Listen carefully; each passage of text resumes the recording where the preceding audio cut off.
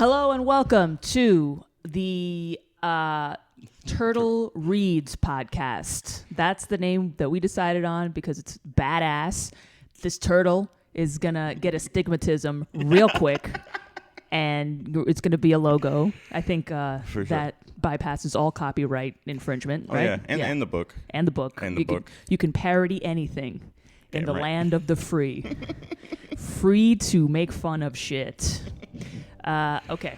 So, what's up, Clay? How you doing? Not much. How are you, Melissa? I'm doing well. I had a steak and eggs breakfast today. Pretty dope. Got a little bit of cheese.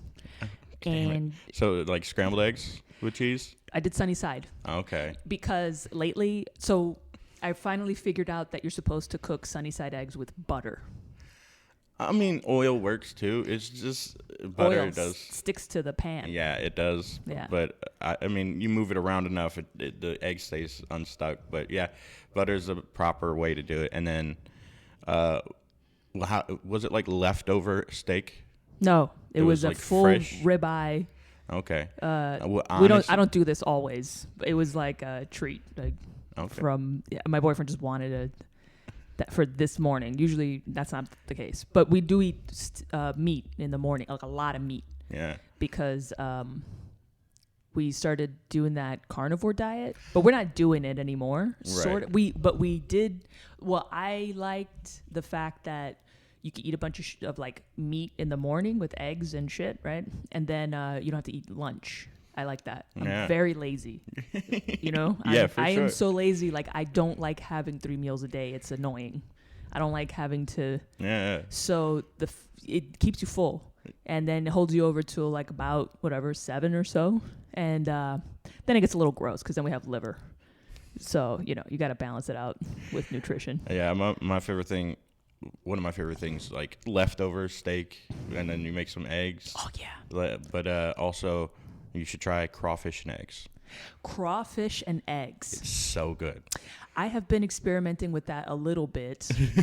I don't know what to make with it. So that's okay. Yeah. Okay. One morning, just cook up some. We used to do it with crawfish etouffee, leftover crawfish etouffee sauce. And you just throw that in the pan, heat it up a little bit, and then mix in some scrambled eggs or sunny side up. So good. Wait a minute. Are you, because you look a little tan, are you Cajun? For sure. Is that like a bad? It's not a slur, right? Like me saying Cajun. No, I don't know what the rules are. No, Cajun is fine. Yes. Because I mean it completely respectfully. My understanding of it is like francophone, like a French culture, cuisine. I'm Canadian American. Technically. So you're Canadian? Are you French Canadian? Yes, Nova Scotian.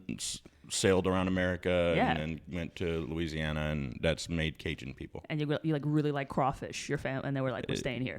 I have 4 uncles with crawfish farms. Farms. Yeah. Crazy. Yeah. Oh, so you had like crawfish and eggs like every day. Yeah. That was common. Damn. That's awesome. So, okay. Wow. What is that like? All I know about Cajun culture is a lot of fucked up shit from H.P. Lovecraft novels and just like the general, like Food Network kind of stuff. It's some of the best cuisine in the world to me. Like best food. A link of boudin beats almost anything in this town. Well, I mean, it's not that hard. There's like 5 good places here. Yeah, and like 3 of them are food trucks. And 3 of them food trucks. Like there was a guy yesterday. He was like, "Oh man, the food here is amazing," and I just kind of tried to keep a straight face. But see, that's the thing. You and I both come from places where there's good food, real good food. Our own whatever, but it's good. Yeah. And so when people say the food here is amazing, I'm not saying because it's not trash. Yeah, it's not bad. It's not bad. There's such a large selection of moderate grade food, like mid-level food. Yeah, it's all moderate. That's exactly how you describe that food. And it's like, moderate is good here. Moderate is like, oh wow, these guys really went above and beyond to make this moderate ass food. Yeah. Other cases, it's just completely underwhelming. Like they don't even try. Yeah. And so it's like it might as well be like. And then their main staples like barbecue, like Terry Black's. The barbecue. Like they're like, okay, that's great, but it's like, yeah, there's like 3 main barbecue places and everything else. They're trying everything, and it all is like mid-level. The barbecue is at least consistent. Yeah. So you won't get trash barbecue. Very unlikely to. But everything else, like, there is no ethnic cuisine. Dude, I was like, there's no ethnic cuisine here. I saw this banner next to where I live about a Greek festival. Okay. And they're like, oh, we're going to have gyros. You know, you can call them gyros everywhere else. But I call them gyros, right? But it's like, we're going to have gyros, right? And I was like, oh, gyros. Whoa, this is getting fucking fancy in Austin, right? Let me go check it out. And it just turned out to be a huge bait and switch to get people to go to the Greek Orthodox Catholic Church that was in that area. And I fell for it. Yeah. That's the thing that happens in the rest of New York, not so much, but the rest of America, right? Everything's like a trick. Yeah. To get you to go to church. Yeah. We'll feed you, but you got to listen to our sermon. Yeah. It's like, what the fuck? And it was like subpar Greek food. I was so pissed off. I mean, I would make me feel like a shit. Like, this is a shitty move, but I would do it. I would go eat and then heckle the sermon. Well, actually, that's kind of what we did. That's exactly. I mean, we don't give a fuck. You know, we go anywhere, and it's just like, it's all fun. You know, who cares? Right? It's not like there's no gun to your head. Go to the sermon, right? It's just like, oh, here are some gyros, whatever. And it's like, I don't even care. Like, that's how the actual culture pronounces it. I don't care. But yeah, we eat and then we just kind of wandered around and like poked fun of all the art. And and just like talk shit. And you just hear us whispering. Touch a small penis. What the fuck? Yeah, we're just like snickering in the back, you know. And like, oh, like, ah. But whatever, dude. Yeah, the food here, the barbecue, it tends to be pretty good. I never really dove into Southern cuisine and Cajun cuisine. Like, I try. When I drove here from New York, I stopped off to get like a catfish sandwich and stuff like that, but I don't know anything. I only know like the hits, you know? If you're getting it out of Louisiana, like even around Austin, even though it's like only 5 hours from where I live, there's only one place that even has decent Cajun food around here. Next time I cook crawfish etouffee, I'm going to get you... Actually, no, next time I cook crawfish etouffee, it's going to be infused, so that, unless you like getting really high. No, I can't. Okay. I cannot. Not on marijuana. Then... I could, if you lace it with acid, I'll be all right. I swear, I'll be all right. Acid, you could do LSD, you could do psychotropic, mushrooms or whatever. All right. Cannot do marijuana. Good to know. Are you high a lot? Do you smoke a lot? Oh, yeah. I worked as security at a dispensary in Seattle for a year. Oh, my God. Do you remember any of it? Most of it. Yeah. Flashes. Flashes. It was very bright. Okay. But yeah, I'm gonna get you some my crawfish etouffee. Gotta say, Sean Patton touted it as the best crawfish etouffee he's ever had. Really? Yes. Okay, sweet. I'm gonna make you some coquito. How about that? What is that? Coquito is, you gotta know a Puerto Rican for that, and that's it. And so you know one now. Mm-hmm. And so I'm gonna make it this week, probably tomorrow actually. But it's basically very simply Puerto Rican eggnog. That's it. Okay. But it's very spiked. All right. Like a lot. I have a very high tolerance for basically everything. Perfect. Like they give me, some bartenders here, I'm not going to say who, do triple shots, like triples. Did you just make eye contact with them through the phone right now? Not going to say, yeah, you are. You know who you are. They give me triples whenever I order drinks. Like my regular's a whiskey Coke, and they just do a triple and then like a splash of Coke. Oh, hell yeah. And then I do like 3 or 4 of those a night, and then a few Michelob Ultras, and then... It's pretty sweet. Yeah, I have a high tolerance for everything. I've tried DMT twice, never blast off. And the guy who tried... Supposed to take 3 big puffs of DMT. I did 10 big puffs. Oh, are you compensating with this book? I'm trying to get somewhere. With fantasy? You're just reading fantasy as a panacea for DMT trips. I guess we're getting to know you a lot, Clay.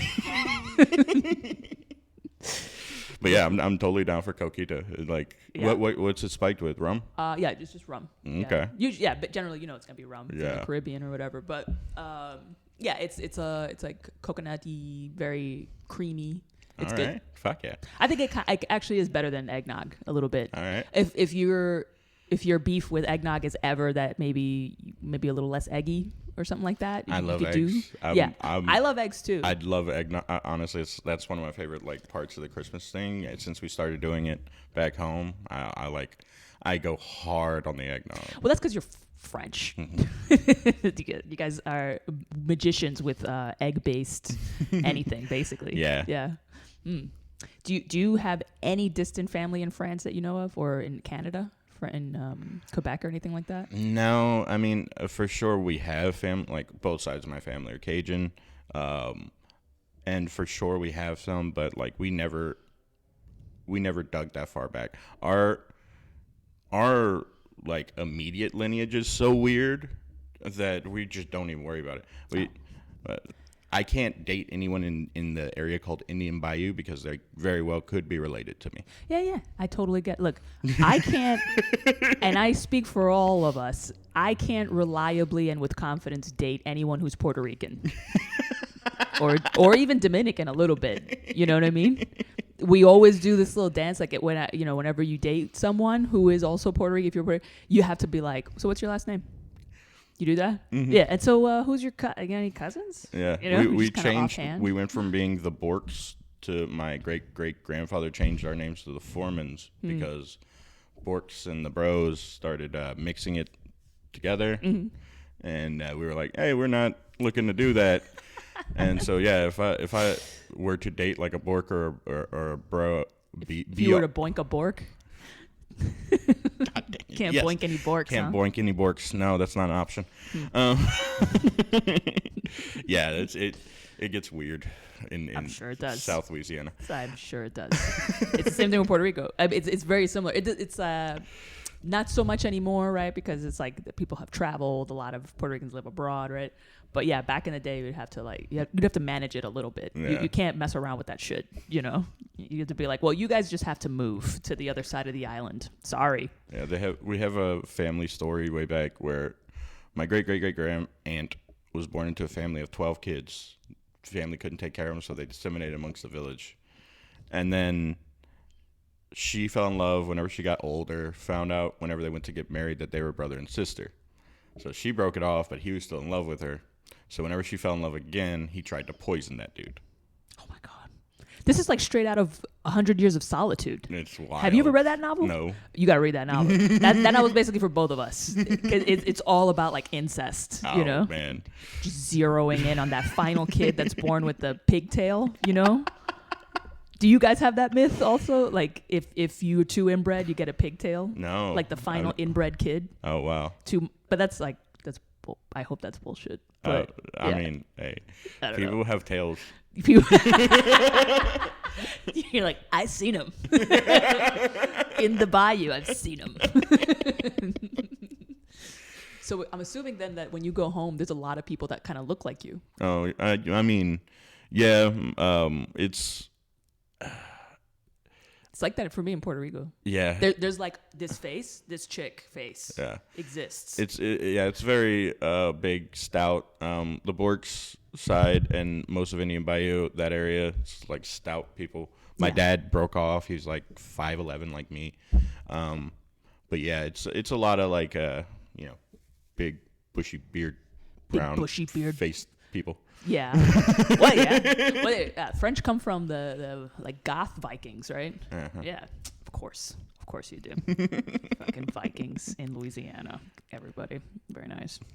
What was I going to say? Oh, I was going to say one more thing about that, but I forgot. Oh, do you speak any, do you call it patois? No, it's Cajun French. It's, okay. I took 4 years of French, and I know how to ask to go to the bathroom. Qu'est-ce que tu peux aller aux toilettes? And I know basic shit like laissez les bon temps rouler, let the good times roll. Merci beaucoup. Little sayings like comme ci, comme ça, which means so. Yeah. But besides that, I've never been one to, for some reason, it's never been a thing for me to try to learn a different language. Like, I've never cared to. Why not? I don't know. I'm fine with English. Well, that's probably practicality, because the fact of the matter is that is the language. Yeah. Like English is the mercantile language that everyone speaks for commerce and cultural exchange. Yeah. So if you know it, you're okay. Yeah, it's fine. But whenever I started high school, like, we're probably the only place in America, South Louisiana, where French was the only foreign language you could learn in my high school whenever I started. Really? Spanish wasn't an option. Was that like some covert nationalism? I have no idea, but French was the only option. And our French teacher was a drunk. She it's the most stereotypical French lady. She had a coffee mug with like a coffee warmer always in it. Mm-hmm. And then she went to the library one day during class, and a kid just walked up, and like he's like, "What's it? It's clear in here." And then he dipped his finger in it.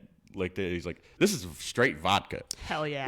Dude, our French teacher was getting hammered. Are you sure that was even a real state law, or was she just showing up with fucking vodka sloshing out of her coffee mug going, "What are you learning?" And you're like, "Can we learn Spanish?" Spanish! Fuck Spanish! French, motherfucker! And it's just like, "Oh, here, and she just, I don't know, falls asleep or something. Did you ever sleep in class? Oh, man. Actually, I think she did. Now that I'm thinking about it, I think she did pass out once. All right. Cool. Man, you're bringing back memories. Yeah, because we had to make some videos where we said something that happened in French and then enacted in the video, which I got hit by a car. Mm-hmm. It's fun. Hit by a car? I got one of my friends to drive my car into me. For the video? For the video. I did a stunt roll off the front. It was cool. I enjoyed it. But I think she passed out during playing those videos. That is hilarious. There's nothing to even say about that, because that kind of just stands on its own as just a very hilarious scene. It just, you did a stunt. Unsupervised. Oh, yeah. Or let's say supervised. Supervised by me and my friends. By a complete brain dead, vodka saturated teacher who hates any language that isn't French and like forces you to learn only that, right? And meanwhile, you guys are just hitting each other with cars. She's like, and you're just like, okay, great. Wow. I thought I had it bad with just crackheads, but I guess it could get worse. Maybe it was good that the teachers didn't give a fuck where I grew up. Seems like it's worse when they do. I don't know. All right. Did you get an A? Yeah, maybe a B, because I said something wrong. You said something in English? Oh, you said something wrong in French? Yeah, I think so. So you didn't get an A and you just literally hit yourself with a car. And then because you said one word wrong in French, you got a B. Yeah. All right. Well, I guess that's enough grounds for an investigation if anyone wants to open one in that school district. That's awesome. Yeah. All right. Well, anyway, I guess. All right. I feel like we're going to be learning a lot about each other and a lot about you. I'm down. We should do that in every intro to this episode. Try to figure out something. Yeah. Just get some random questions for each other and shit. Anyway, so look, I read soul music. I blasted through soul music yesterday. Nice. And it was good. This is look, it says it here. This is the 16th book in the Discworld series. Yeah. Right? This was published in 1994. So why'd you have me read the 16th book in the series?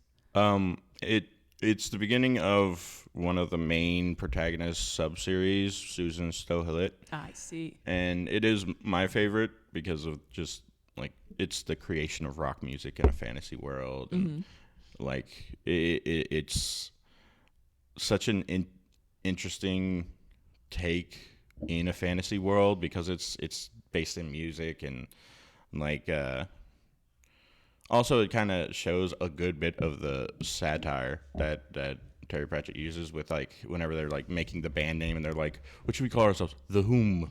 Oh, yeah. Or the Metal Dirigible and shit. This is what I'm talking about. This is like that satirical shit, This is satire.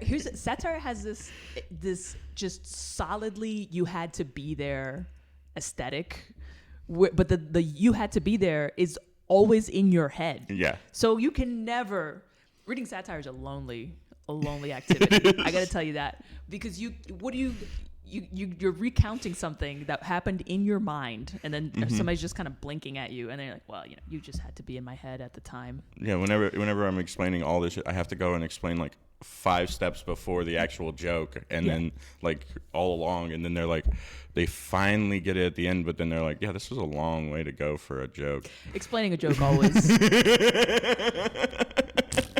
It just kind of does that. Well, that's the thing about reading, right? Is that's why I stopped trying to give a fuck if anyone around me likes to read, gives a fuck about reading, and I'm not trying to get any new converts here. Yeah. I honestly don't give a shit. Yeah. The illiteracy rate in this country is going up. And I'm like, fine. Okay, that's more room in the library for me, right? We'll always have seats in the cafes with the couches. I'm tired because I remember growing up, everybody was always on these, like, let's get everyone to read kicks, right? These like campaigns. Yeah. I don't give a George shit. Bush's wife or whatever the fuck. Yeah. And it's, They made a movie about it. Yeah. They made a movie about Discworld. Go watch it and have a good day. Go watch Hogfather. Yeah, go watch Hogfather for Christmas. Best Christmas movie ever. It's a great Christmas movie. And then just like fuck off. Like if you don't want to read, don't read. I don't understand even the urge to try. I do understand it actually because reading is lonely. So you get lonely as a reader, and then you think that having friends is like it's like converting people to your lifestyle. Getting other people to read, but it's like then what do you do? You're not reading together. You're not even gonna read together. Yeah. That is so just insane. You know what I mean? Like, oh, I want more friends for reading, right? And then you let's say you get one. They're like, yeah, reading's great. Now you just go sit in each other's separate corners. You don't even make eye contact. And maybe talk about it afterwards. Maybe you don't even talk about it afterwards, right? Because when you read a book and you like the book and the other person likes the book, what's your interaction with that person? You don't talk about it, right? No. You just go, oh yeah. That part, dude. Yeah. And then you leave. So who cares? Yeah. I hope everyone forgets how to read. How about that? I hope everyone becomes illiterate. I don't give a shit. I really don't care. We're going to start a charity to start making people illiterate. Encouraging it. Yeah. Yeah. Do you want? We will give you Netflix subscriptions and just all kinds of. Just look at Chiver. Just look at Chiver's feed all day, all night, and just like self-medicate with oxycodone and white wine at night, right? And fall asleep to the Christmas Story. I don't give a fuck. You know what I mean? Like, why are we trying to save people? Yeah. Why are we trying to save people's minds? Because they're holding their own minds over the fucking precipice. It's just like, fucking chuck it in, bitch. They're spending more time on TikTok and all this other shit than anything else, and it's like, they're not. It's a fading thing, unfortunately.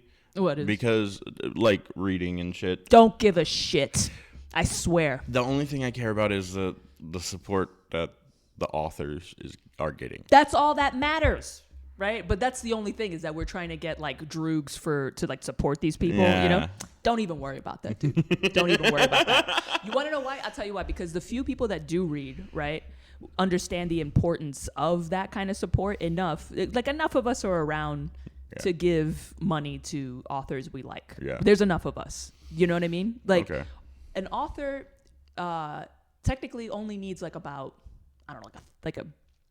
like 1,000 people contributing to their Patreon, right? And most good authors get well above 1,000. Yeah. Right? So it's like it's truly not a big deal. I'm not one. I do not yet support anyone on Patreon. I feel bad about it because I steal books actually. If I'm being really honest. Same.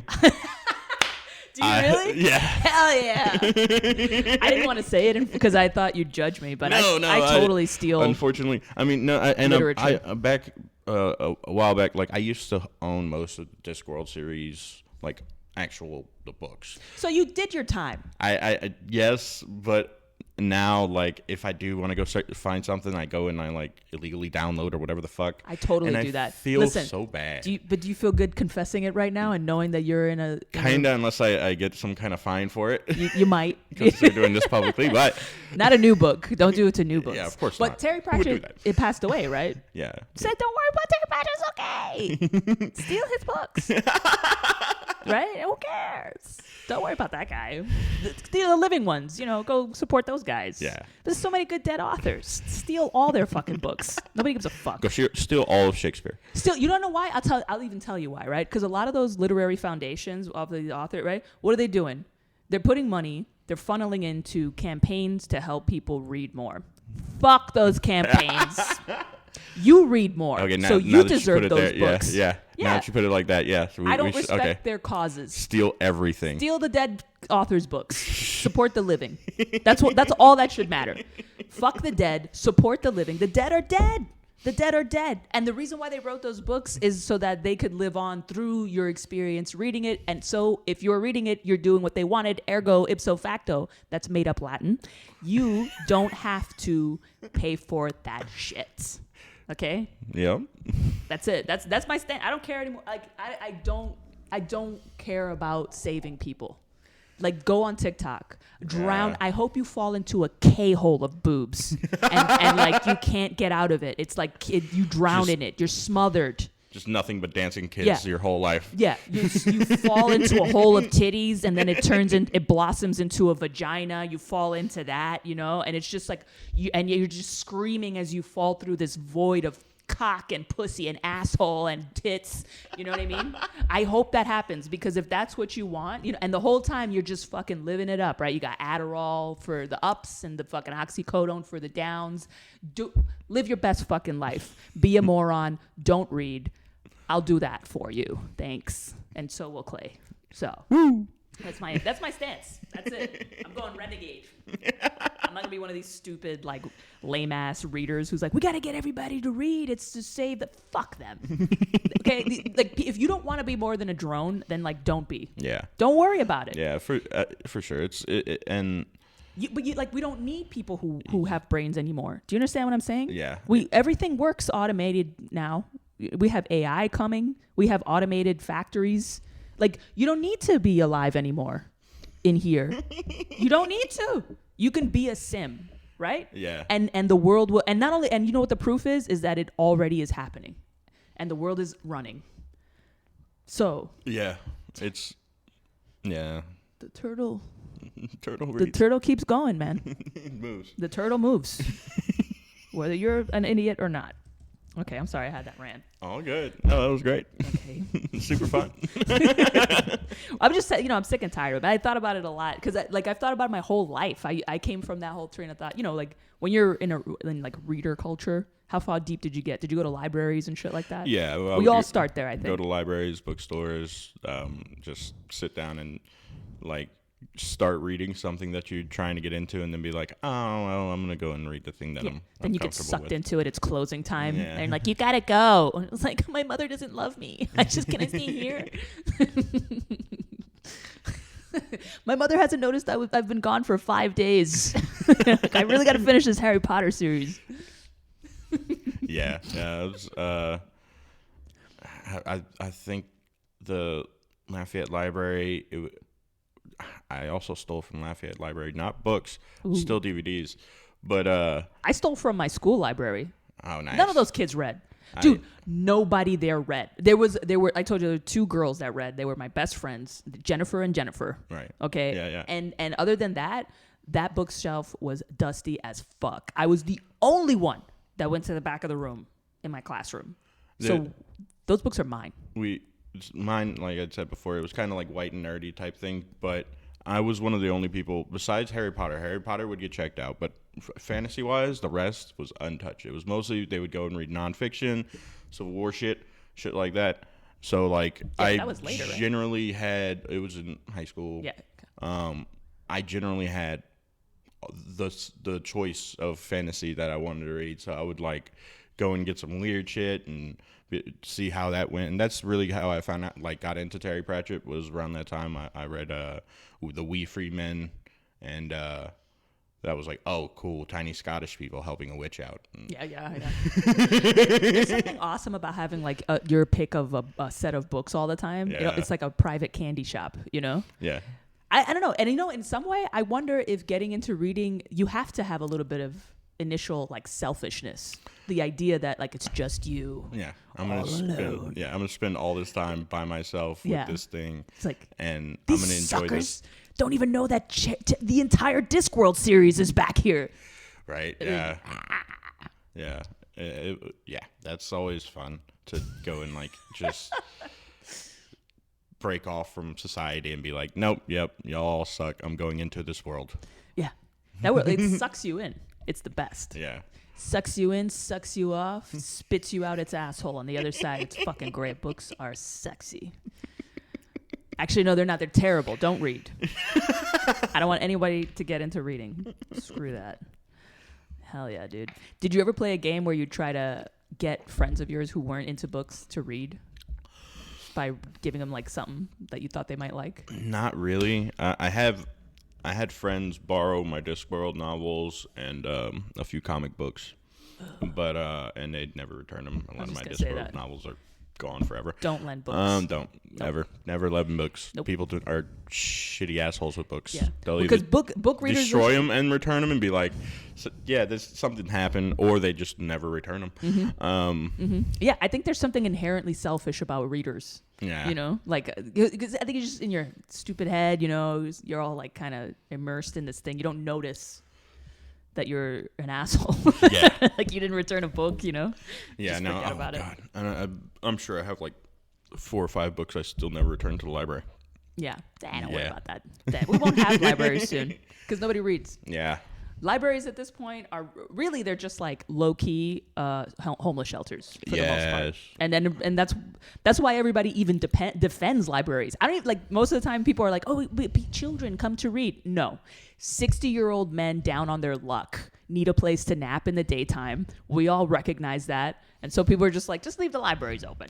Yeah, you know? If somebody's gonna go try to read, they're gonna go to like Starbucks and make sure people see them trying to read. Yeah, well, yeah, there's that. Exactly. Like that. That is the real reason I think people don't like Kindles and electronic reading devices, because you can't show. Yeah, you can't be texting. You could be texting for all they know. Yeah, exactly. Yeah, you could just be an idiot on a big phone, right? So, but you want people to think that you're smart. So you want to open up your cover and have like something impressive there. Yeah. If the Kindle changed its device so that if you got a cover, the book cover would actually, that would be fire. Everybody would get Kindles, because then they could just be like, oh, the Prince, Machiavelli. I'm better than you, you know? Yeah. Whatever. Tolstoy. What about him? Yeah, no, yeah, that's.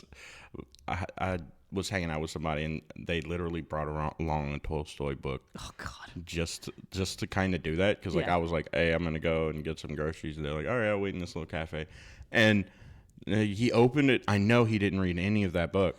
How did you know? Because I know he just got it recently. He hadn't read any of it yet, but he opened it to like the middle of the book, chilling in the cafe. And I'm like he never turned a page. No, dude. His eyes are glazed. He's like accessing his spank bank. Yeah, he's imagining the titties that are gonna come to him. He's like reliving TikTok, the last hours of TikTok before he opened this book. And I was just like, yeah, those are nice titties. I should go back to those titties. Did I follow those titties? It's just like Tolstoy. It's War and Peace. Fuck this, you know, whatever. Have you ever tried to read anything like that, Tolstoy? A little bit. I tried to read Art of War. That was some of them are just slogs. They're huge slogs. I do it on purpose though, like a weightlifting exercise. And I'm more of a fantasy and adventure type guy. Yeah. I like the hero's journey. And I do read like, you know, like we were talking about before, or last episode, Surprise Kill Vanished, about the CIA and stuff. Yeah. But that's like interesting real life stories. What about Dune? Dune's kind of a drier sci-fi novel, but it's downloaded kind of fantasy. Dune. I downloaded Dune, and I intend to get to it. But that also is like a lot. I'll tell you this: once you get past that initial, it does have a slog in the beginning because they're just giving you all this backstory about the planet. But once you get past that, it picks up. Then it's good. Okay. Dune is an interesting one though. Dune is the one book where I'll say don't do it with the Kindle. Like get the books and have the cover out because it will attract all of the Dune heads.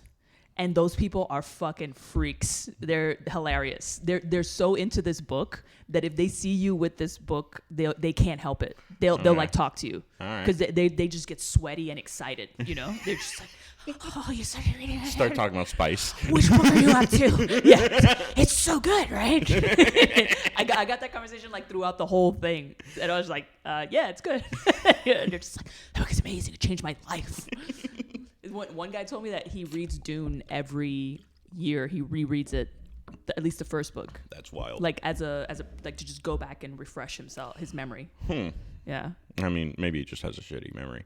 He probably does. Yeah, that's a good point. But that's wild. I've never thought about having a regular yearly book. Yeah. It'd probably be American Gods. Could be a good one for me. I tend to wait. Like I'll read a book if I really like it. Then I'll try to wait as long as it takes for me to forget as much about it as I can. Mm-hmm. It's until I read it for this, like again. Yeah. So that I can almost have the experience again. But it's never quite this. It's like heroin, you know? You're just kind of like chasing the dragon. Yeah. What are you gonna Never as good as the first time. Yeah. Le Sai. That's French.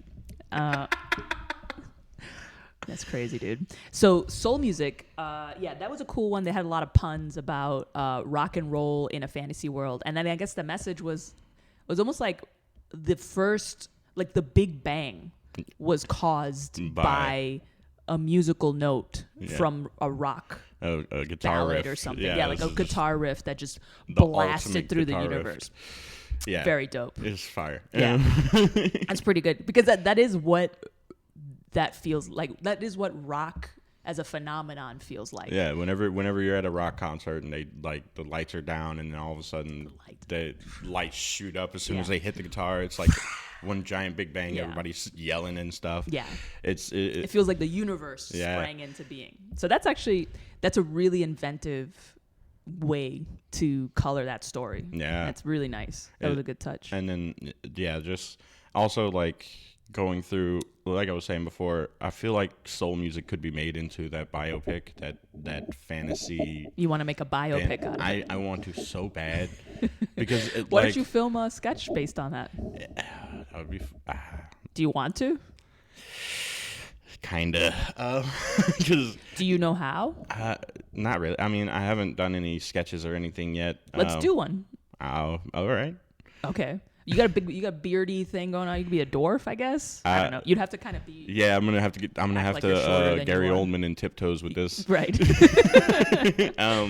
But yeah, no, it's because with the how the music has its own soul and it takes them over. It's like drug addiction. They have a horrible manager who I would get Paul Giamatti to play, of course. And okay, of course. he's every horrible manager in any musical biopic ever. Yeah, Paul Giamatti. Yeah. How are we gonna bribe him to get here? I don't know. We don't have any good food, so we can't. I'll make it. Okay, you gotta make your crawfish etouffee. Yes. And then Impy, the main character Impy, like all the little tiny jokes, the whom Buddy Holly. Basically, like they changed the main character's name to sound like Buddy Holly, like a play on that, right? It's so good. Yeah. and then he almost dies like how Buddy Holly dies. Mm-hmm. Yes. In the crash. Yeah. So it just like it would be the perfect satire fantasy biopic. Mm-hmm. Just wild. Yeah. I mean, technically it's like rock music if it had happened during feudal medieval Europe in a way, but then there's also like dragons and shit. And like they recorded the music with like a string in a box and stuff, and it's like creating recordings. Mm-hmm. And then should we be doing that? Is it like taking away from the live music? Oh wow, it goes through a bunch of shit. That's true. Yeah, it's like deeper questions about like copyright infringement and shit like that. Yeah. And then merch, the manager at one point is just like, we're going to make a stupid amount of money on merch. And it's like, well, does that really matter? Shouldn't this all be free? And yeah. It goes into such weird places about something so simple. Music. let's like, because I got the Wikipedia page open, right? So just for the benefit of whoever's listening, I'm gonna just like say pieces of this just so that they kind of know where we're even talking about. Right. So and then we can just kind of get through it. It's not that long. So So Soul Music, fantasy novel by British writer Terry Pratchett. The 16th book in the Discworld series, first published 1994. Like many of his novels, it introduces an element of modern society into the magical and vaguely late medieval, early modern world of Discworld. In this case, rock and roll music and stardom with near disastrous consequences. It also introduces Susan Stow-Hellett, daughter of Mort and Isabel, and granddaughter of Death, which is very rock and roll, I guess. I guess that's kind of... that's probably why he even introduces her in this one, because Death, granddaughter of Death, that's super like rock, and yeah, it's very metal. It's a good, like, she has I think 3 or 4 books throughout the series with her as the main protagonist, and or one of the main protagonists, and she, it's a good starting off point, like for her, to be introduced to the whole thing. I honestly, I listened to the audiobook and it cuts out so much shit from the actual book. Oh, really? Yeah, that's the thing. Because Gene doesn't like to read. He consumes books like audio, like with his audiobooks is what he listens to, right? So he's better with that, and he hates listening to any kind of books that have dialogue, like a story, basically, where it's not just some guy narrating his ideas out, but where it's like, she said this and then he said this, and because those books kind of they haven't really figured out how to they cut out them so much shit, and so I had to go back and like I got it on Kindle and I went read it on Kindle. I'm like, in the audiobook, whenever she first goes to Death's mansion, they didn't describe they didn't describe any of the toiletries, any of the tub, and all that shit. And I don't know why they do that. I don't know. I think they believe that people won't be able to stay on track. Like they won't be able to continue to focus on a description of something. Yeah, maybe. But I don't think that's true at all. I mean, why wouldn't you? You can't close your eyes and just imagine what they're talking about. Yeah. Also, I gotta say, the guy who did the audiobook for Soul Music kind of sucks. They always suck. Grim Reaper is clearly described as having a voice like James Earl Jones, and he sounded like this. Yeah. That's what Gene said. He was bad. Like, they always pick the worst fucking voices. They suck. And you know what? I think it's the illiteracy. I don't think these people even actually really know how to read. He didn't read the book at all. He didn't. He just knows how to like sound out like phonetically, and that's probably why he left some shit out, because he couldn't sound out some of those words. So they just had to cut that part out, and it's because everyone's getting stupider. You know what I mean? So that's what's happening. And then, the readers are just kind of folding in on themselves and just shutting themselves up in their own little worlds, because we don't want to see what's happening to society. You know what I mean? So we're just kind of like lonely islands in this sea of ignorance and illiteracy. Frankly, it's disheartening, and they really got to like step up the game on the fucking audiobooks, for God's sakes. Like, you can't even get that shit right, Right. Come on, dude. You can't get that right. Like, what? What was the voice? It sounded like this. Who the fuck is that? I don't know. Who's that, your fucking molesting uncle? Who the fuck is that? It's definitely not Death. That's a nice dress you got on, Susie, for the Christmas holidays. I'm so glad your parents brought you to visit me. You want to sit on my lap? That's not Death. That's not Death. Okay? That's the uncle that your parents don't visit in Christmas. Okay? It's like, come on, dude. Get it together. What was he supposed to sound like? Like James Earl Jones. James Earl Jones? Let me tell you, the only time James Earl Jones ever sounded like that was maybe like right before he was going to come or something. That's it. Okay? He's like, Bell Atlantic. Okay, I'm going to come. That's it. That's fucking it. I'm telling you that right now. Jesus Christ, dude. They got to fix the audiobooks. I almost feel like starting a company of audiobook reading just so I can cast the readers and like do it right. Yeah. Right? God, look, you thinking about making money. Let's think about that maybe. That might actually work. Anyway, so Yeah, this was a great introduction for Susan Stohellett, the granddaughter of Death. She looks really badass, right? From the top, she has like shocking white hair, right? Yeah. That just fucking comes out like electricity. And then she has like a black streak, right? Like a fucking raven got stuck in there. And she has like, black lace, bodice, corset, right? And all that kind of stuff, right? Very, and what color are her eyes? They're like some crazy light color or something like that. Yeah, fuck, I forget. Damn it. Oh, and she has the power of making herself invisible. Not invisible. Just Or not like noticeable. unseen, not noticeable. Like yeah, she could be in the room and just make it to where no one notices that she's there. Yeah, and I personally related to that so hard. And so many. Can you do that? I wish so much. I am like that. Like I don't do it on purpose, but I have a quality about me where, and I've seen like ever since I was a kid. Okay, I'll tell you where it started. The first time I noticed it was one time my mom took me to friends for Christmas. They did not know we were coming. It was kind of last minute, right? And so they didn't have any present for me, right? So when the time came for all the kids to unwrap the presents, right, I just kind of like was like, okay, like I didn't mind. I sat in the corner, right, and I was just like playing with my dolls, right. And let me tell you something.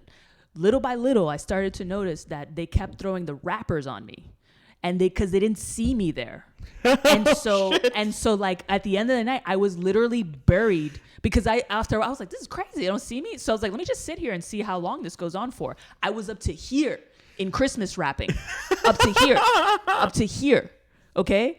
And then some drunk uncle came by like way later. And I think he was just drunk enough to see me now. Right. And he just kind of stumbled over and he was like, what's up? What's the matter, baby? You buried? You buried, mama? You buried? And then he just fucking fell over into a closet. Right. And I'm just like, I'm under like layers of Christmas wrapper. And I'm just like, they didn't see me. You know? So then I climbed out and then somebody gave me a purse because like I think one little girl didn't want that present. So they were like, you can have that. And I was like, thanks. And then, but that was a great purse. I had it for a long time. I didn't feel bad about that. It was just such a weird experience. Yeah. And now even to this day as an adult, I have this quality where I'll often be in a room with a person this inches away and and then they look around and they go, oh shit, I didn't see you there. And that's just something I can do. That's fire. Yeah. It is not. People step on you a lot. I think it's just maybe like I walk quietly or something. Maybe it's not like I don't have a magic power, but it's like I don't know. I do that.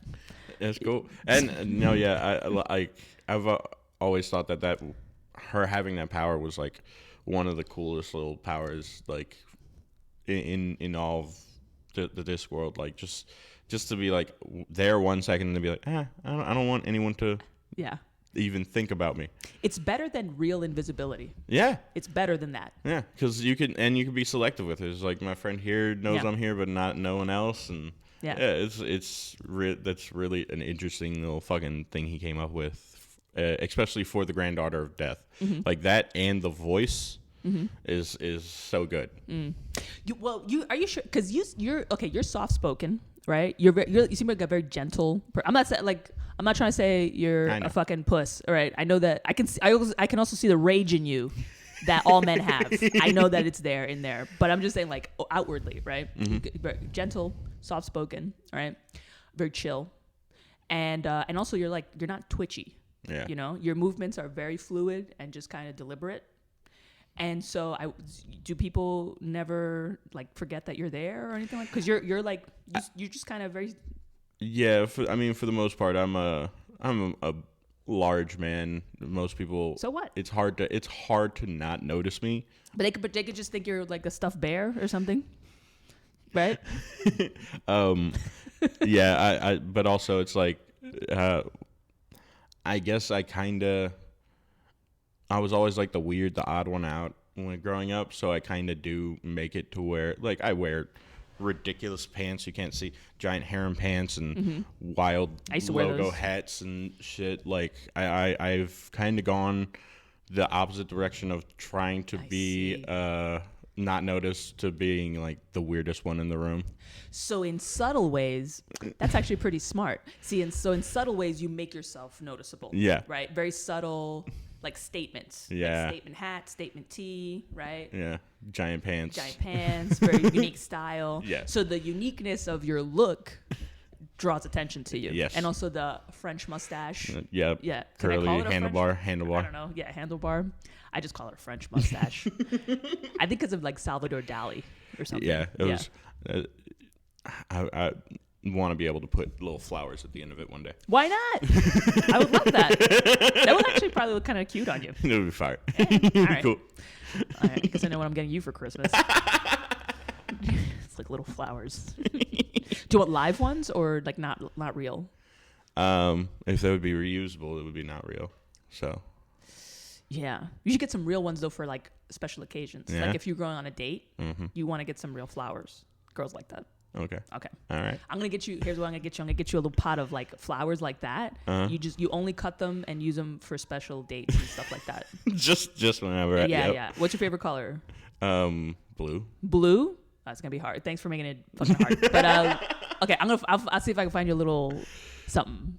All you gotta do is water it, take care of it, and then they'll grow, right? And then My mustache snip 'em off. flowers. Those are your mustache flowers. Hell yeah! All right. I don't even know why I'm excited about that, but I am. All right. So, yeah. Okay. So, the plot summary is basically a young harpist, Imp E. Selen. Is that how you pronounce it? Yeah, Celine, I Why think. am I asking you? It's a fake. It's a fake name. How do we pronounce this thing that somebody randomly came up with? You know what it is? Is that on some level you are the ambassador to Discworld. Yeah, so Well, that's just kind of how it has to be. I'm pretty sure it's Imp E. Celine. Imp E. Selen, right? From Lamados, which is spelled backwards means sod them all, like fuck them all, right? And it's a tribute to Larragub in Welsh poet Dylan Thomas's Under Milk Wood. That's a poem. Okay. Isn't that interesting? Man, I didn't know that. That's cool. Can you look that up? Dylan Thomas, Under Milk Wood. It's a tribute to that poem. Okay. What is that? So he comes to Ankh Morpork. Morpork. Oh, Ankh Morpork. Hell yeah, more pork. In hopes of becoming famous. Unable to afford the Musicians Guild fees, he and fellow unlicensed musicians, Lias Bluestone, who is a troll percussionist, and Glod Glodson, a dwarf hornblower, form the Band with Rocks in, named after Lias's tuned rocks. When the imp's harp is destroyed, he acquires a guitar from a mysterious shop, unaware that it contains the awareness of a primordial music that was responsible for bringing the universe into existence.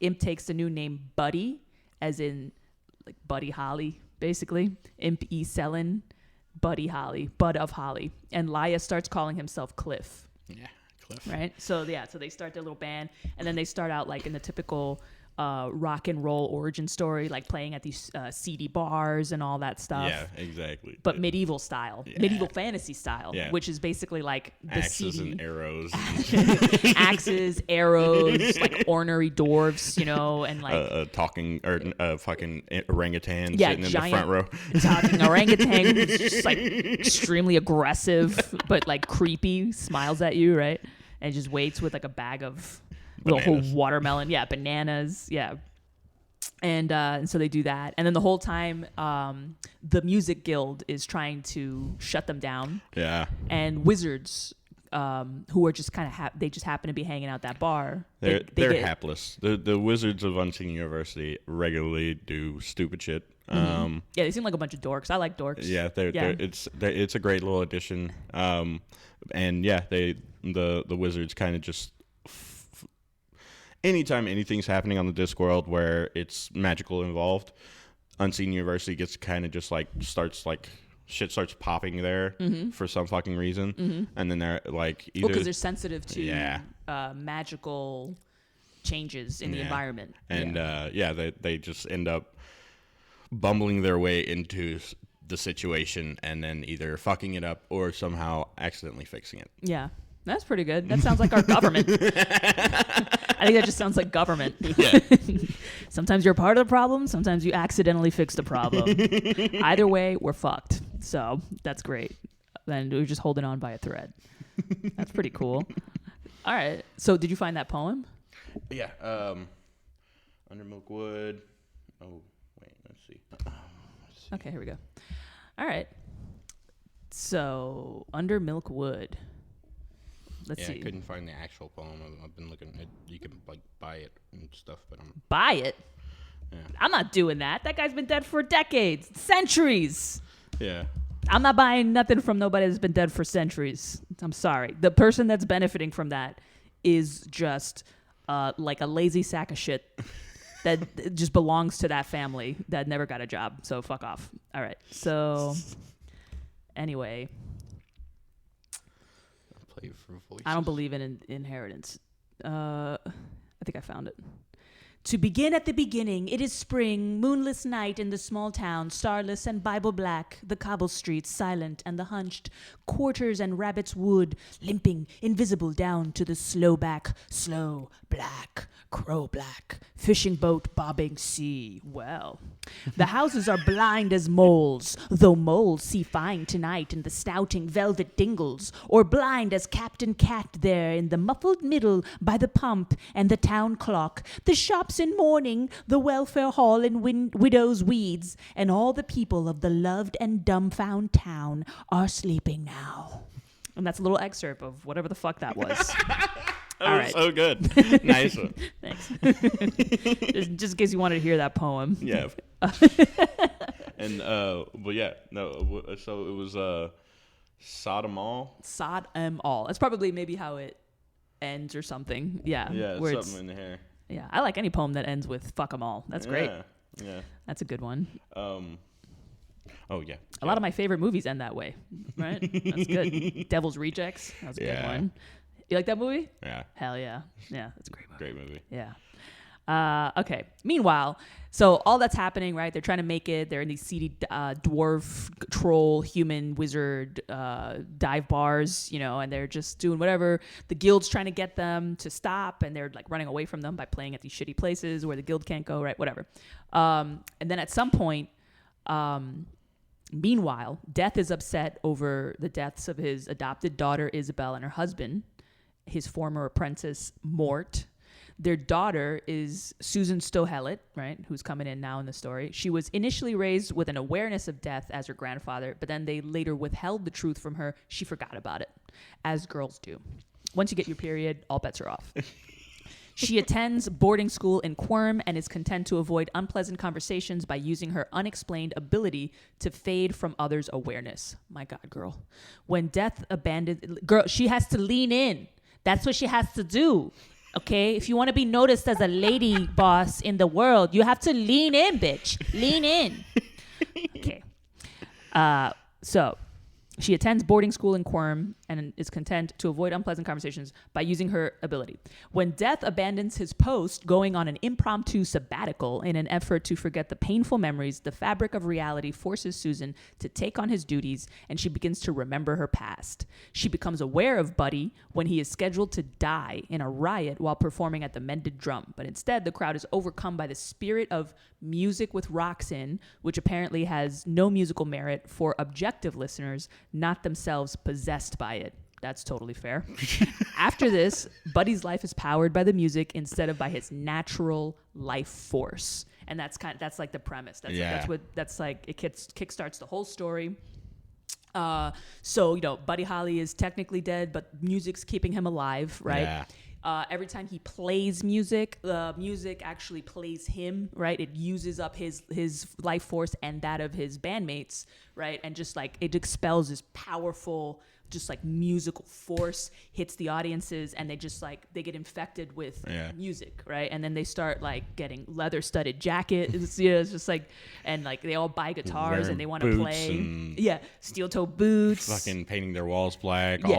All the pork wizards greasing mohawks, right, and all that stuff, right, and then and the wizards are doing it too, right? Yeah. So everybody's like tapping, and the girls are throwing their underwear on stage, it's like it's getting crazy in medieval Europe over here, So while that's happening, the Susan chick, I guess she kind of likes him, right, and so she also in addition to the music keeping Buddy alive, also kind of colluded with keeping him alive because he was supposed to die at that first CD bar. Yeah. Right? He's supposed to get hit by an axe from some dwarf. And yeah, she went to stop it, but it stopped. The music stopped at first. And the music stopped at first. That was the important thing. She Yeah. didn't technically do anything, Yeah. but she was gonna. Yeah. Right? And the whole thing is, the story is, throughout the story, Susan Stohellett has to take over for Death because her grandfather is just a useless sack of shit at this point. He's so sad. I mean, he's going to get drunk. Yeah, if you're Death, you kind of deserve a sabbatical to go and get drunk. I suppose. Yes.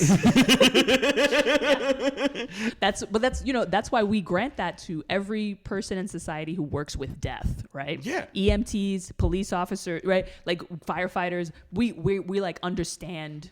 Yeah, you see a guy who's been in an ambulance all day at a bar, and he's telling a story about how he dug out somebody's like kidney or whatever from a crash. It's like, okay, I'll get you a shot. Yeah. Next round's on me. If you ever see me with a hole in my chest, please save me. Thanks.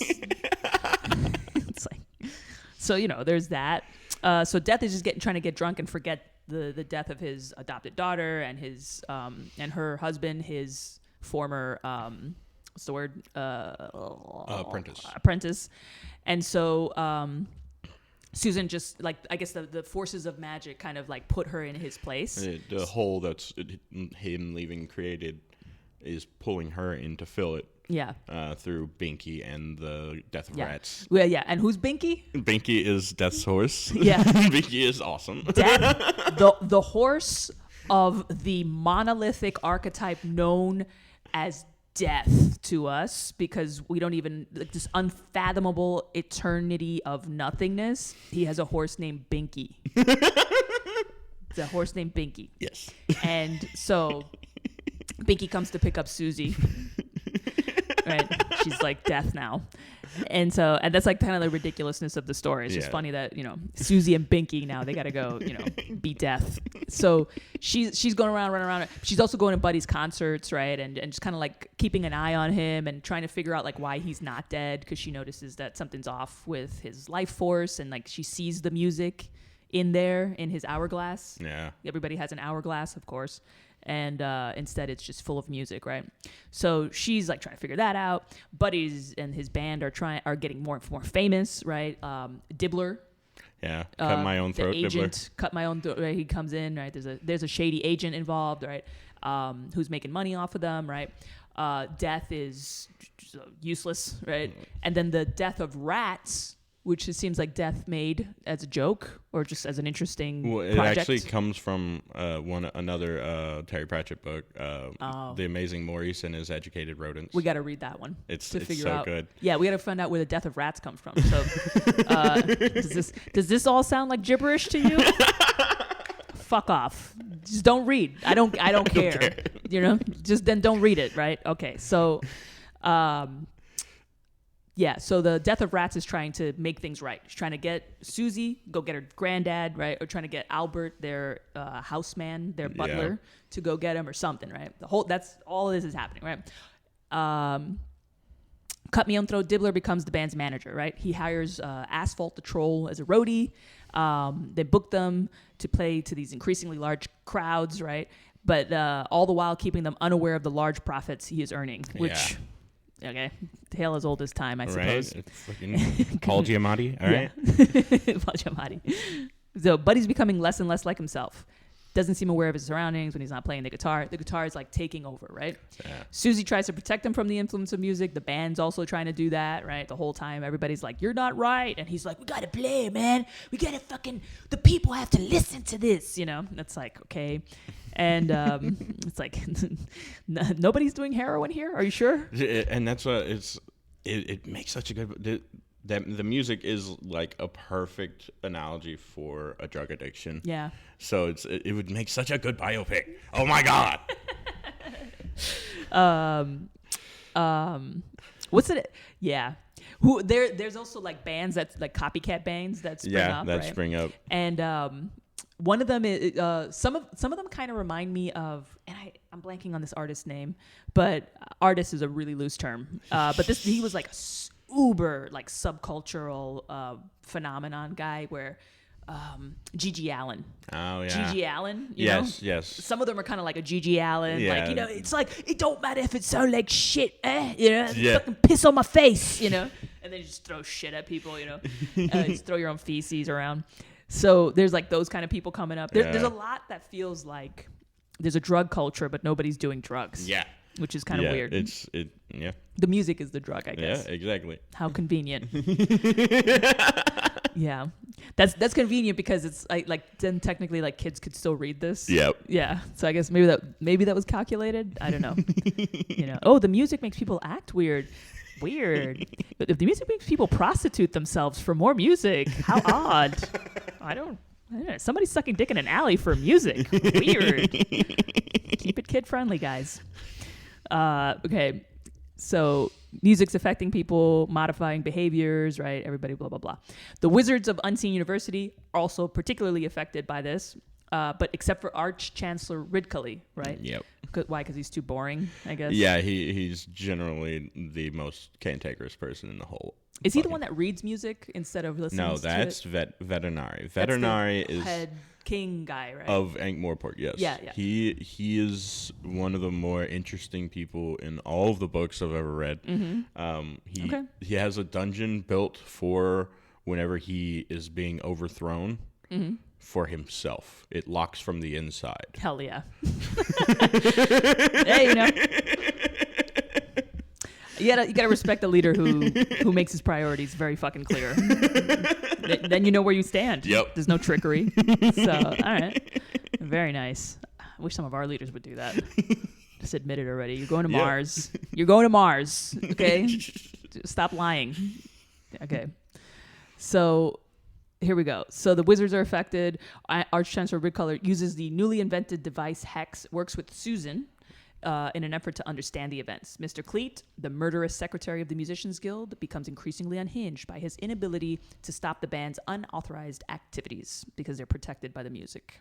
Right, so we got that. But he wants to perform a free concert. This is where everything just comes to a head, right? Yeah. A big concert, basically. Big concert. Woodstock. Yeah. Dibbler agrees because he realizes he can profit through merchandise and concessions, right? Like all these copycat bands participate. And then it's like the band with rocks in performance. Okay. Buddy also performs his own folk song on his harp, which is cool. That's kind of like, Guns N' Roses, when they do like piano concertos before the rock, and they're just like, November Rain. Right? So he does kind of like that, but with a harp. Which I actually recently purchased a harp. Are you serious? A little tiny, a lyre harp. That's great. Yeah, because they're actually like because they're really simple. Do you know instruments at all? Yeah, I play trombone. Okay, so it's like the lyre harps are super easy. They're all chromatic, right? You can't get them wrong. Oh, I have experience with instruments, but I'm not proficient in any instrument. Right. I can, but I know enough to know that like any idiot could play this fucking thing. So I got one because I'm any idiot. So, I'm like learning and it's super easy. Okay. Yeah. Nice. Yeah. It's come on, we'll get together. We're gonna start our own band with rocks in. Damn right. We just gotta get a guy with rocks now. I'm sweet. I guess I am doing tiptoes. I'm gonna be the dwarf, Glad Glodson. I'm down. You already decided. Hell yeah. All right. Some kind of weird horn. Nice. So we're gonna do a sketch that is so esoteric and niche that like 10 people on the internet will get it. And that's just what's gonna happen. Like, what the fuck is this? Everyone else is gonna be like, and we'll be like, look, just look at the titties on TikTok, all right? Leave us alone. So, all right.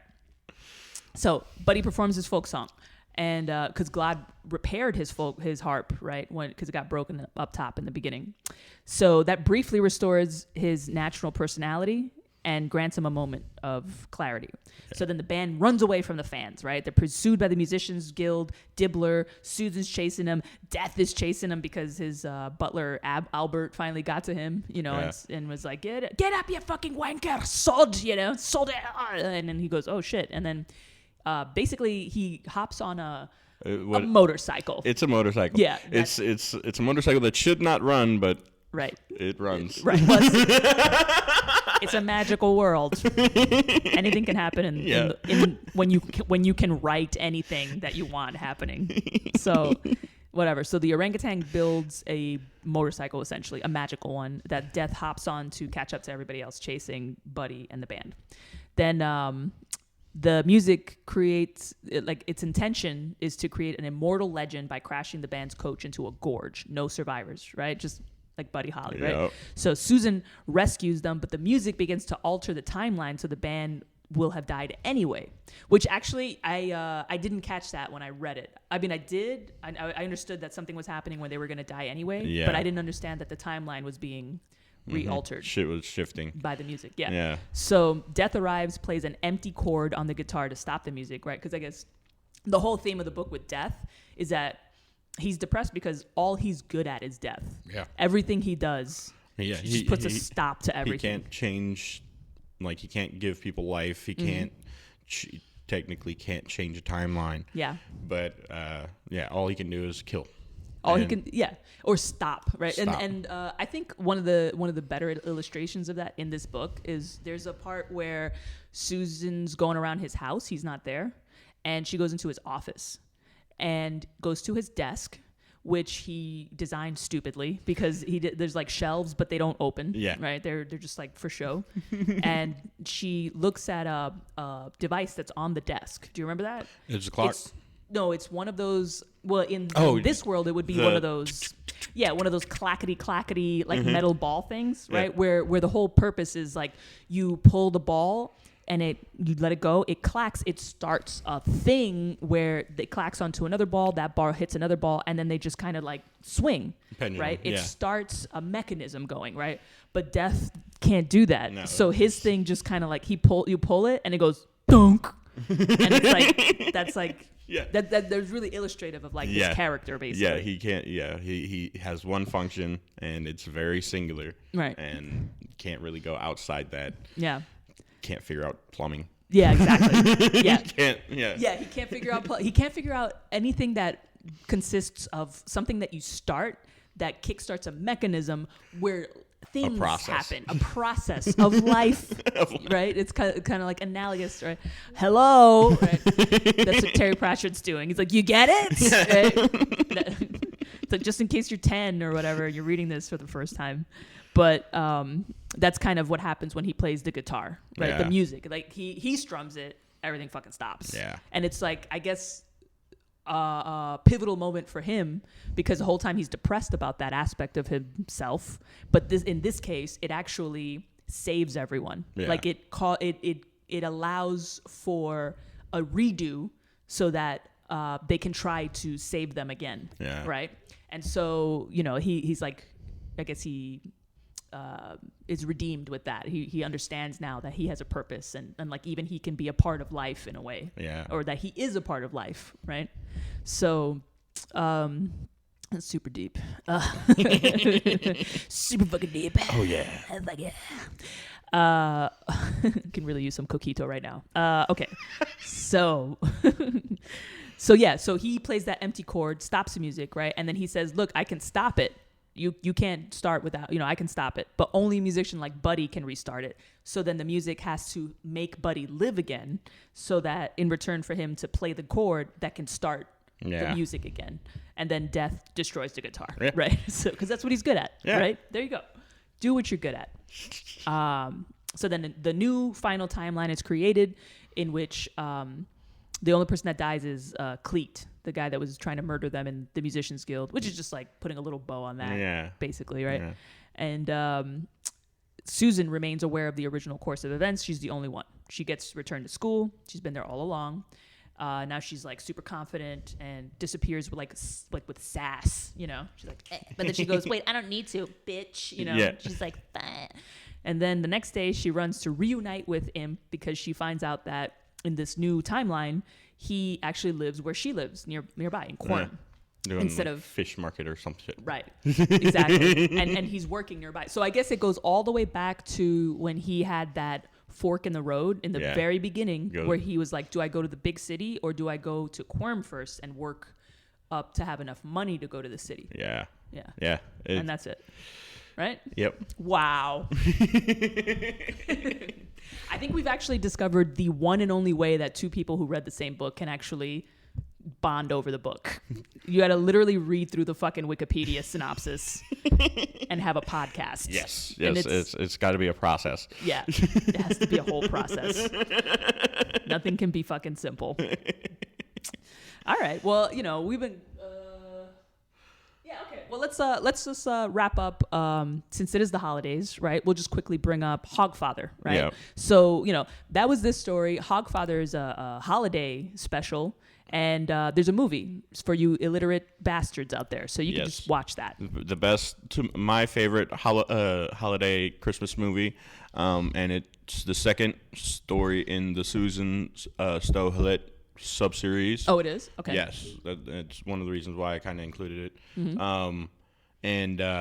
But it's goes deep into like a satirization of the original Christmas, like how Christmas was a pagan holiday and all that kind of shit. Same thing with Hogswatch. Mm-hmm. It's just that it's like all about blood. Yeah. Like without blood, the sun won't rise tomorrow. Yeah. Yeah, because I like this Christmas guy. He gives you sausages, right? Yeah. He has like tusks, like a javelina. He's like a friggin'. I like this guy. He has flying boar, flying boar, and I really like the sausage and I love that he's covered in blood. He gets meat pies whenever he goes to people's houses. Yeah, I almost feel like that should be the real Santa. Yeah, man. We wouldn't have to cook so much. Yeah. Also, I think it's hilarious because most people, like a normal person's Christmas choice, if they're trying to be edgy, is Die Hard or whatever, right? But you can basically always one-up those people. Yeah. And just completely weird them out, which is amazing. Death is Santa in mine. Huh? That in the book, Death goes around and acts as Santa because Santa's disappearing. Oh, that was another thing I wanted to bring up about the Hogfather, right? Because that's kind of a similar story plot to The Nightmare Before Christmas. Mm-hmm. Do you think maybe that came from? Maybe. That? I don't know. Interesting. I would be interested to find out how much Tim Burton got influenced by Terry that. Pratchett. Yeah. Yeah, I bet you a lot. That'd be great. That would be hilarious. Yeah. I never thought about that. It's the first thing I thought of. I was like, wait a minute. Because as a kid, I really loved Night Before Christmas, right? I watched it all the time. Of course. Yeah, same. So that's what I thought of it. I was like, this is that story. I never put those two together. But yeah, that would be fucking interesting because, that... Yeah. And you know the story more than I do, the Discworld one. Mm-hmm. So does it match up? Besides the fact of them turning against... Like in Nightmare Before Christmas, they tried shooting down Jack Skellington while he was Santa and shit. They didn't really turn against Death as Santa in Hogfather. It wasn't like that. But, I mean... Yeah. Well, this is like... they're different centuries, right? Yeah. Late medieval period, everyone is like a serf. They're used to just random authority figures coming in and going, well, we're doing this now, and they're just like, okay, please don't kill us, and they're like, okay. But in America, ain't no way, no how we're gonna put up with no goddamn death doing Santa Claus, bring out the fucking nukes. So yeah, I don't think it could have gone the same way. Yeah. All right, well that's interesting. Have you ever put that movie on to a bunch of people who were like, what the fuck? Well, I was at my friend's house. I was watching it on their big screen TV in their living room, and I'm like trying to get them to come in. They don't watch anything I fucking offer. Like all the stuff I try to show them is they've maybe watched one show I've pitched. Yeah. And so I'm watching a show with like a skeleton in a Santa Claus outfit, and they're like, all right, I'm good. I'm not. Dude, it is astonishing to me how much we have in common. I'm not surprised, but I'm just like, yeah, I thought so. Wow. Yeah, similar. Yeah, nobody watches what I put on. Nope. Yeah, it's just too much. It's like the thing is, it's a different frequency. Yeah. And I get it. They're on a different. They're like chive on, right? And we're just like, let's look at what's underneath the porch. Look at all the dead things. That kind of shit. Yeah. What are you gonna do? Nah, it's we have our own little world. Exactly. I don't give a fuck. And so, I hope you have a wonderful holiday. You too. And Merry Christmas and a Happy New Year, doing all your weird shit while your family stares at you and they're just like, well, that's Clay. Yep. And you put on movies about Santa with boar tusks, Yep. and flying boar and shit. Who cares, right? Damn right. Yeah. Hell yeah, dude. Happy Hogs Watch, everybody. Happy Hogs Watch. Indeed. All right. Well, that was the Turtle Reads. Thanks for tuning in, and stay tuned for the next episode. All right? Yep. All Later. right. I'm Melissa. This is Clay. We're out. Later. All right.